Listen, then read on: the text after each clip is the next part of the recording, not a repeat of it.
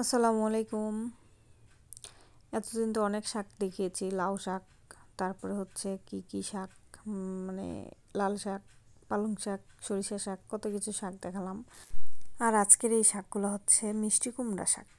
মানে মিষ্টি কুমড়া শাক আমি আমার জীবনে বিয়ের আগের জীবনে আর কি আমি খাই নাই। বিয়ের পরে যে কত কিছু খাবার শিখেছি, এটা তার মধ্যে একটা অন্যতম খাবার আর কি, মিষ্টি কুমড়া শাক।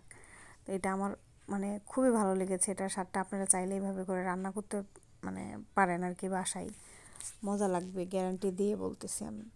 এটা আবার আরেকটা জিনিস দিয়ে খাই, সেটা হচ্ছে ওই যে চিংড়ি মাছের শুটকি দিয়ে। তো সেটা আরেকদিন দেখাবো আপনাদেরকে। সচরাচর আমি যেভাবে রান্না করি সেভাবেই করছি। শাকটা সুন্দর করে ধুয়ে রেখে দিয়েছি।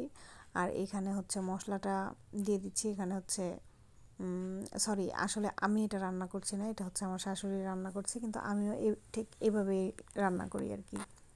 তো এখানে মশলার মধ্যে শুধু জাস্ট এখানে মনে হয় আদা বাটা রসুন বাটাও ওইরকম দেয় নাই, শুধু রসুন বাটা দিয়েছে, মানে খুব বেশি না, অল্প পরিমাণে।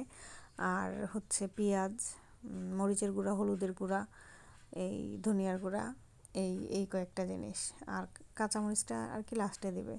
তো এখানে শুকনো মরিচটা দিয়েছে, কাঁচামরিচটা একটু জাস্ট ফ্লেভারের জন্য লাস্টে দেবে। আর এটা হচ্ছে দেশি একেবারে চিংড়ি মাছ, মানে এটা এই মাছটা দিয়ে খেতে মজা লাগে, আবার এই মাছের শুটকিটা দিয়ে খেতেও মজা লাগে। তো ওটা কতক্ষণ ধরে কষিয়ে নিয়ে আম্মু হচ্ছে এখানে সেই মিষ্টি কুমড়োর শাকগুলাও সাথে, সরি, আলু দিয়েছে।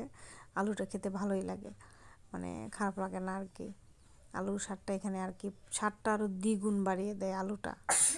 তো জাস্ট এখন শুধু মানে মরিচ এগুলার মাছগুলোর তো সাথে এগুলা হচ্ছে একটু কষিয়ে নিবে, মানে তেমন কিছু না, মানে কষিয়ে নিয়ে জাস্ট এটা সিদ্ধ হয়ে গেলেই, ডাঁটাগুলো সিদ্ধ হয়ে গেলে আর হচ্ছে পাতাগুলো সিদ্ধ হয়ে গেলে এই শাকটা রান্না হয়ে যায়। এটা এত সহজ একটা রান্না, এত মজাদার একটা রান্না, চাইলে আপনাদের বাসায় ট্রাই করতে পারেন।